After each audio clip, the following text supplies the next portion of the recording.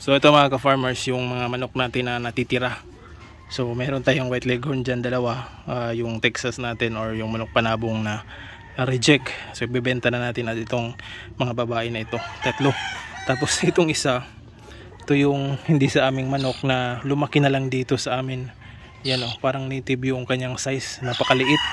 So sinama na natin dyan para mabenta natin. So tingnan natin kung ilan ba yung aabutin natin. Alright, let's go.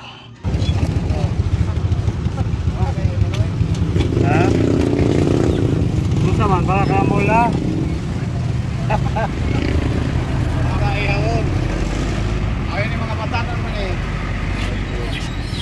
Quadro. 7.65.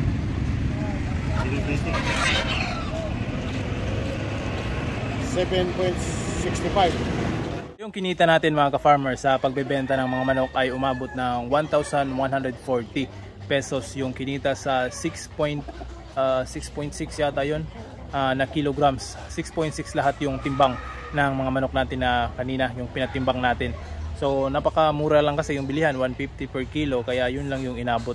So buti na lang 140 yung sa atin, yung sa iba yung nagbebenta doon ay binibili lang nung mangbibili doon ng 140. So yung sa akin mas angat ng G's, 10 pesos. So yung isang manok doon ay manok ng kapitbahay or hindi ko alam kung kaninong manok yun, basta lumaki na yun dito kaya yun binenta na rin natin.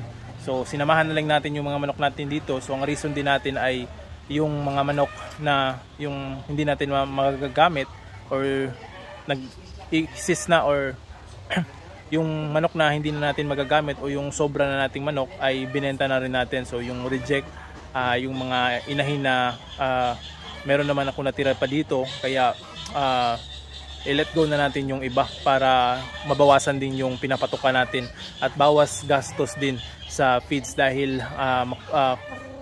yung iba ay hindi na natin mapapakain dahil nabenta na natin.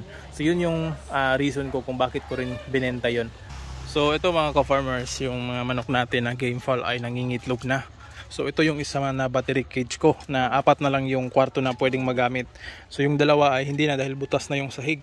So ito, palagi silang nangingitlog ngayong panahon na ito dahil maganda naman yung kinakain nila. Yung breeder pellets yung pinapakain natin sa kanila. So ito, magugulong lang yung mga itlog nila dito sa harap. Yun ang kagandahan sa battery cage, especially kapag yung mga manok nyo ay nanunuka ng itlog. So sa doon ay hindi na sila makakatuka dahil gugulong dito sa harap. So dito na lang natin pupulutin yan, fresh na fresh, malinis na mga itlog at hindi basag. So yun, ito kahapon ng itlog, ngayon ito naman. So yan, nung isang araw. So hopefully patuloy-tuloy pa rin yung pangingitlog nila para meron tayong pang-ulam. Alright. So kahit marami na tayong naibentang mga manok mga ka-farmers, marami pa ring manok yung natira dito. So ito, kanina nahirapan ako sa pagpili kung ano yung i-let go natin ng mga manok or ibebenta natin. So sa susunod wala na siguro tayong maibenta ng mga manok dahil mahihirapan tayo yung pumili. Pwera na lang kung meron tayong makikitang mga merong diferensya na mga reject na mga manok na panabong na hindi na natin kailangan or madami lang yung stock natin or madami lang yung gagawin nating breeders. So kapag sumobra ay i-let go din natin yun para hindi tayo malakyan sa gastos dahil hindi biro ang pag-aalaga ng manok. Malaking pera or malaking kantidad talaga. Malaking kantidad talaga yung mag-alaga ng mga manok. So araw-araw din tayo gumagastos. So kailangan din natin minsan magbenta para din magkapera. Especially kapag nangangailangan tayo. So nandito tayo sa ating battery cage mga ka-farmers. Yan o, nangingitlog. 1, 2, 3, 4, 5, 5 yung nangingitlog dito sa mga white leghorn natin. At dito naman sa kabila, wow, ayan, nangingitlog na pala to. So ito yung mga itlog nila mga ka-farmers. Oh. Ito, itlog ng white leghorn, yung kahapon na inilagay natin. Ito naman, may dugo pa, yan o. Siguro may sugat yung puwet nito kaya nagkakadugo. So white leghorn din. Ito white leghorn din. At ito siguro dito ito mga ka-farmers gumulong lang dito sa gilid dahil ito hindi pa naman medyo bata pa naman itong mga manok na ito at maluwag yung pangangatawan. So anyways, ito yung kagandahan sa battery cage na mga kung itlog yung purpose natin. So hindi mababasag, hindi madudumihan yung kanilang mga itlog. At yung mga manok dito is mangingitlog talaga sila dahil hindi sila masyadong nagkakagalaw at yung energy nila ay para makapag-produce ng or nagagastos o magagamit nila yung energy nila para makapag-produce nitong itlog na ito. So ayan. So ito mga ka-farmers, kukolektahin muna natin yung mga itlog nila para meron tayong pang-ulam at saka pang-benta. Alright. Fresh.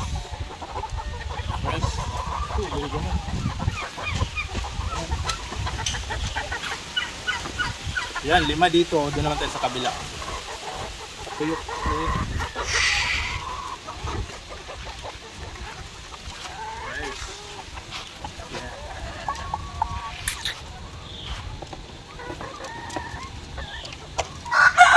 So ito yung makukolekta natin ngayon dito sa kulungan na ito. So bukas na naman, hopefully ay mangitlog lahat ito.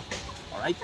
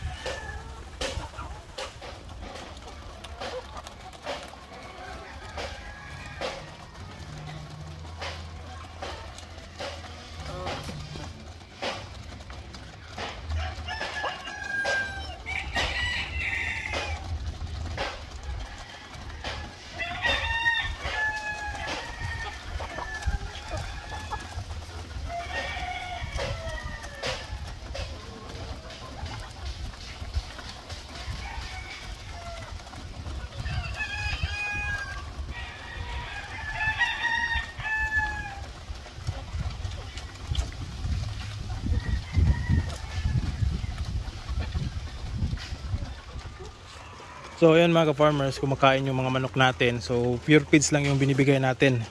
Ito, hindi pa sila nagsimulang mangitlog. Itong grupo na ito, wala pa rin nangingitlog dito. Although merong isa noon, pero hindi pa bumabalik sa pangitlog. So kaya yan yung binibigay natin ngayon na feed sa kanila para mangitlog sila ulit. So breeder pellets lang ginamit natin. Dito naman, same pa rin. So ito, kahapon merong isang itlog. Hindi pa ako sure kung nadagdagan ba yun. So medyo busog pa sila, pero pinapakain na natin sila dahil meron tayong lakad ngayon. Alright.